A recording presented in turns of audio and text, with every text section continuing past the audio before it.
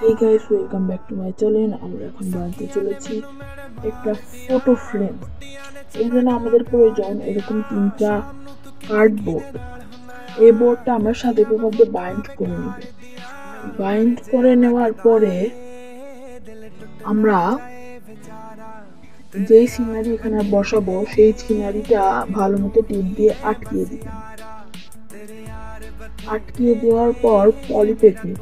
পলিপ্যাক নিয়ে এর উপর বাইন্ড করে নেব পলিপ্যাক দিয়ে ভালো মতো টেপ দিয়ে আটকিয়ে, যেন এটা অনেক স্মুদি হয়।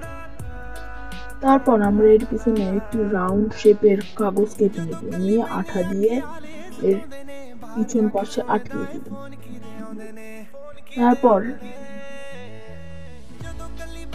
তারপর একটা সুতা নিয়ে টেপ দিয়ে ওই গোল কাগজের উপর বসিয়ে নেব।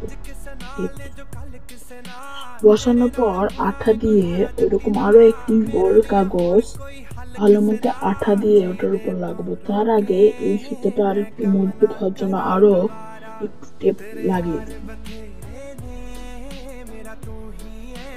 এবং ওই গোল ইয়াটা আঠা দিয়ে ভালো মতো সুন্দর করে ওইটার উপর লেগে দিব।